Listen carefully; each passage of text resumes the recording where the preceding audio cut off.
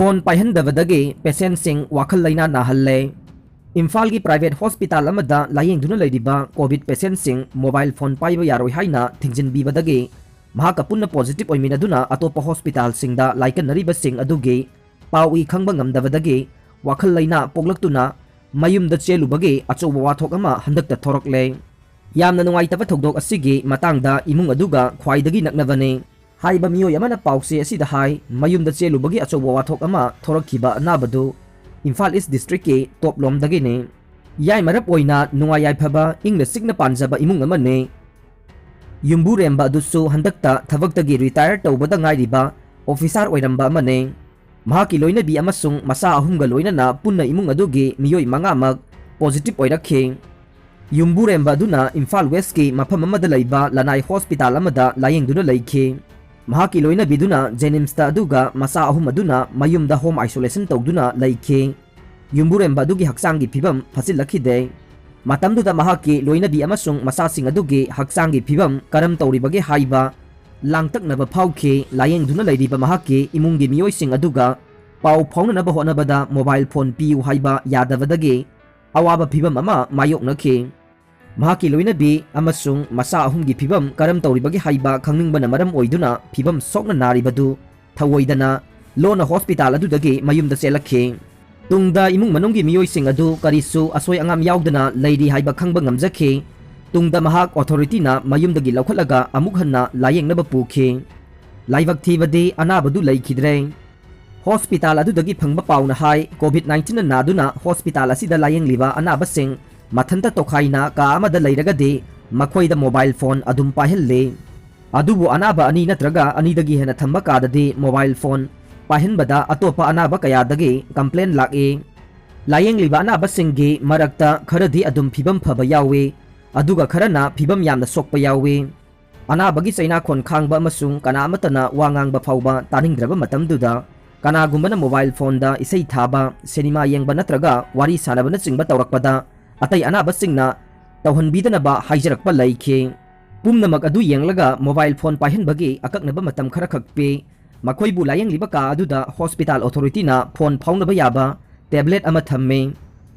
ꯑꯗꯨꯒ ICUꯒꯨꯝꯕ ꯃꯐꯝꯗꯗꯤ mobile phone ꯑꯃꯠꯇ ꯄꯨꯁꯤꯟꯕ ꯌꯥꯍꯟꯗꯦ꯫ ꯃꯁꯤ ꯑꯅꯥꯕꯁꯤꯡ ꯑꯗꯨꯒꯤ ꯐꯤꯕꯝꯒꯤ ꯃꯇꯨꯡ ꯏꯟꯅ ꯇꯉꯥꯏ ꯐꯗꯅ ꯇꯧꯕꯅꯤ ꯍꯥꯏꯔꯤ꯫ ꯆꯍꯤ 19 ꯍꯦꯜꯂꯕꯁꯤꯡ ꯚꯦꯛꯁꯤꯟꯒꯤ ꯔꯦꯖꯤꯁꯇꯔ ꯇꯧꯕ ꯌꯥꯔꯦ꯫ ꯃꯦ 1ꯗꯒꯤ ꯍꯧꯒꯗꯧꯔꯤꯕ 3ꯁꯨꯕ ꯇꯥꯡꯀꯛꯀꯤ ꯃꯥꯁ ꯚꯦꯛꯁꯤꯅꯦꯁꯟ ꯗ꯭ꯔꯥꯏꯚ ꯑꯁꯤꯒꯤꯗꯃꯛꯇ ꯃꯁꯥꯒꯤ ꯆꯍꯤ 19ꯗꯒꯤ 94 ꯁꯨꯔꯕꯁꯤꯡꯅ ꯉꯁꯤ ꯅꯨꯡꯊꯤꯜ ꯄꯨꯡ 4ꯗꯒꯤ ꯔꯦꯖꯤꯁꯇꯔ ꯇꯧꯕ ꯌꯥꯍꯟꯈ꯭ꯔꯦ꯫ http://www.cowin.gov.in ꯁꯤꯖꯤꯟꯅꯗꯨꯅ ꯀꯣꯋꯤꯟ ꯄꯣꯔꯇꯦꯜꯗ ꯔꯦꯖꯤꯁꯇꯔ ꯇꯧꯒꯗꯕꯅꯤ꯫ ꯑꯦꯔꯣꯒꯥ ꯁꯦꯇꯨ ꯑꯦꯞꯀꯤ ꯈꯨꯠꯊꯥꯡꯗꯁꯨ ꯔꯦꯖꯤꯁꯇꯔ ꯇꯧꯕ ꯌꯥꯏ꯫ ꯚꯦꯛꯁꯤꯅꯦꯁꯟ ꯁꯦꯗꯨꯜꯒꯤ ꯑꯦꯄꯣꯏꯟꯠꯃꯦꯟꯠ ꯃꯦ 1ꯗꯒꯤ ꯐꯪꯒꯅꯤ꯫ ꯆꯍꯤ 19ꯗꯒꯤ 94 ꯁꯨꯔꯕꯁꯤꯡꯅ ꯚꯦꯛꯁꯤꯅꯦꯁꯟꯒꯤ ꯃꯃꯥꯡꯗ ꯑꯣꯟꯂꯥꯏꯟ ꯁꯦꯗꯨꯜ ꯑꯦꯄꯣꯏꯟꯠꯃꯦꯟꯠꯒꯤꯗꯃꯛ ꯁꯨꯡꯁꯣꯏ ꯁꯣꯏꯗꯅ ꯔꯦꯖꯤꯁꯇꯔ ꯇꯧꯒꯗꯕꯅꯤ꯫ ꯄ꯭ꯔꯥꯏꯚꯦꯠ ꯍꯣꯁꯄꯤꯇꯥꯜꯁꯤꯡꯗ ꯍꯧꯖꯤꯛꯃꯛꯀꯤ ꯑꯣꯏꯅ ꯁ꯭ꯄꯣꯠ ꯔꯦꯖꯤꯁꯇ꯭ꯔꯦꯁꯟ ꯅꯠꯇ꯭ꯔꯒ ꯋꯥꯛ-ꯏꯟꯒꯤ ꯈꯨꯗꯣꯡꯆꯥꯕ ꯑꯃꯠꯇ ꯂꯩꯇꯦ ꯍꯥꯏꯔꯤ꯫ ꯅꯨꯄꯤ ꯐꯥꯔꯒ ꯐꯨꯔꯨꯕꯅꯤ ꯍꯥꯏꯕ 12 ꯀꯁꯇꯗꯤꯗ ꯊꯥꯖꯤꯟꯈ꯭ꯔꯦ꯫ ꯀꯛꯋꯥ ꯅꯥꯎꯔꯦꯝ ꯂꯩꯀꯥꯏꯗ ꯉꯔꯥꯡ ꯑꯦꯄ꯭ꯔꯤꯜ 18ꯒꯤ ꯅꯨꯡꯊꯤꯜ ꯄꯨꯡ 3 ꯇꯥꯕ ꯃꯇꯝꯗ ꯅꯨꯄꯤ ꯑꯃ ꯐꯥꯖꯤꯜꯂꯕ ꯃꯇꯨꯡ ꯐꯨ ꯆꯩꯈꯤ ꯍꯥꯏꯕ ꯊꯧꯗꯣꯛ ꯑꯃꯒ ꯃꯔꯤ ꯂꯩꯅꯅ ꯑꯦꯀ꯭ꯌꯨꯖ 12 ꯉꯁꯤ ꯆꯤꯞ ꯖꯨꯗꯤꯁꯤꯌꯦꯜ ꯃꯦꯖꯤꯁꯇ꯭ꯔꯦꯠ ꯏꯝꯐꯥꯜ ꯋꯦꯁꯀꯤ ꯀꯣꯔꯠꯅ ꯃꯦ 4 ꯐꯥꯎꯕ ꯅꯨꯃꯤꯠ 8ꯅꯤ ꯄꯨꯂꯤꯁ ꯀꯁꯇꯗꯤ ꯔꯤꯃꯥꯟꯗ ꯄꯤꯈ꯭ꯔꯦ꯫ ꯀꯣꯔꯠꯅ ꯉꯁꯤ ꯄꯨꯂꯤꯁ ꯀꯁꯇꯗꯤꯗ ꯊꯥꯖꯤꯟꯈ꯭ꯔꯕ ꯃꯤꯑꯣꯏꯁꯤꯡ ꯑꯗꯨꯗꯤ ꯅꯥꯎꯔꯦꯝ ꯁꯅꯥꯖꯥꯎꯕ ꯆꯍꯤ 33, ꯅꯥꯎꯔꯦꯝ ꯕꯕꯂꯨ ꯆꯍꯤ 31, ꯅꯥꯎꯔꯦꯝ ꯔꯥꯃꯦꯁ ꯆꯍꯤ 31, ꯅꯥꯎꯔꯦꯝ ꯇꯔꯨꯛꯇꯣꯟ ꯆꯍꯤ 39, ꯅꯥꯎꯔꯦꯝ ꯁꯅꯥꯇꯣꯝꯕ ꯆꯍꯤ 35, ꯅꯥꯎꯔꯦꯝ ꯕꯤꯄꯤꯟ ꯆꯍꯤ 31, ꯅꯥꯎꯔꯦꯝ ꯕꯤꯖꯦꯟ ꯆꯍꯤ 34, ꯅꯥꯎꯔꯦꯝ ꯑꯕꯦꯝ ꯆꯍꯤ 35, ꯅꯥꯎꯔꯦꯝ ꯇꯔꯨꯕꯤ ꯆꯍꯤ 38, ꯅꯥꯎꯔꯦꯝ ꯚꯤꯛꯇꯣꯔꯤꯌꯥ ꯆꯍꯤ 19 ꯑꯃꯗꯤ ꯅꯥꯎꯔꯦꯝ ꯏꯂꯤꯖꯥꯕꯦꯠ ꯆꯍꯤ 12ꯅꯤ꯫ ꯃꯈꯣꯏ 12ꯃꯛ ꯉꯔꯥꯡꯒꯤ ꯊꯧꯗꯣꯛ ꯑꯗꯨꯒ ꯃꯔꯤ ꯂꯩꯅꯅ ꯄꯨꯂꯤꯁꯅ ꯐꯥꯒꯠꯂꯕ ꯃꯇꯨꯡ ꯉꯁꯤ ꯄꯨꯂꯤꯁ ꯀꯁꯇꯗꯤ ꯔꯤꯃꯥꯟꯗ ꯄ꯭ꯔꯦꯌꯔꯒ ꯂꯣꯏꯅꯅ ꯄꯨꯊꯣꯛꯈꯤꯕꯅꯤ꯫ ꯀꯣꯔꯠ ꯑꯁꯤꯗ ꯉꯁꯤ ꯀꯦꯁ ꯑꯁꯤꯒꯤ ꯑꯥꯏꯑꯣꯅ ꯊꯝꯈꯤꯕ ꯁꯕꯃꯤꯁꯟ ꯑꯗꯨꯅ ꯄꯜꯂꯤꯕꯗꯤ ꯉꯔꯥꯡ ꯅꯨꯡꯊꯤꯜ ꯄꯨꯡ 3:10 ꯇꯥꯕ ꯃꯇꯝꯗ ꯀꯛꯋꯥ Huidrom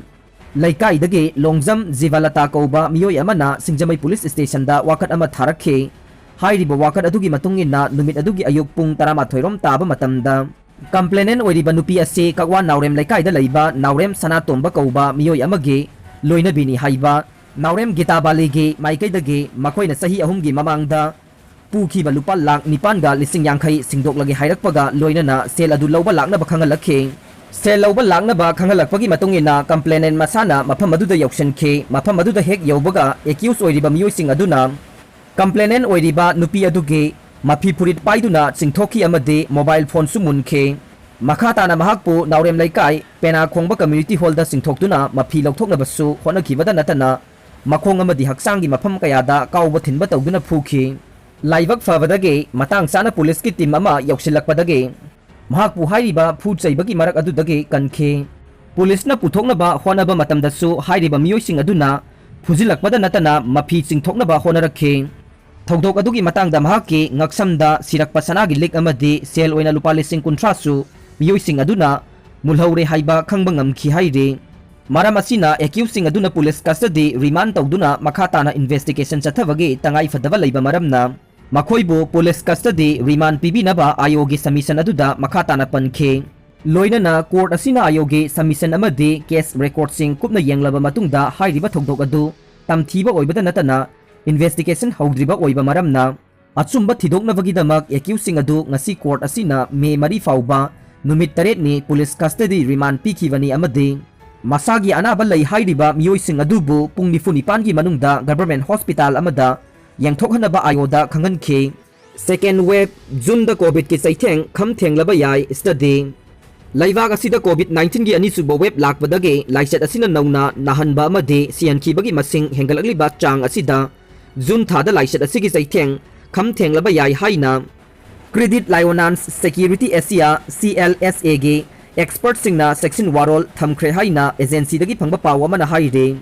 pawa sina makhatana hai India yauna laibak taraga nithoida laichat asigi ani suba web na oirakliba phibam asigi matungina laibak asida June tha phawbada laichat asigi Cheitheng Kham Thengna nanglaba yai laibak asigi oina haukiba chayol amagi manungda laichat asina nauna nahalakpagi chang asi chada ani dasmik manga hengalakre phibam asida laibak asigi lalolitiki lamdasu chayol khargi manungda Cheitheng uba phanglagane India ki financial capital ni haina khangnariba Mumbai city amadi city asi leiriba Maharashtra state ki oina de megi ahan ba chayol dagi hauraga June ge thakai fawbada covid-19 gi ani suba web ki Cheitheng Kham Thenglaba yai CLSA gi maikai dagi laichat asi thengnabada amade laibak asigi sel thumgi phibamda amangba lakadaba sing adu dagi ngakthoknanaba khwaidagi phaba section thorang de paksana vaccine kapthokpana oigane vaccine kapagi thabak thoram sing ase mai pakna sathaba ngamlabade June gi aroi bachayol phawbagi manungda laichat asigi Cheitheng sing namthaba ngamba yai masigi mathakta India gi apunba mi singe chada mapande laichat asidagi ngakthokpa ngamba antibody sing haksangda puthokpage mapangal leire haina longnaribane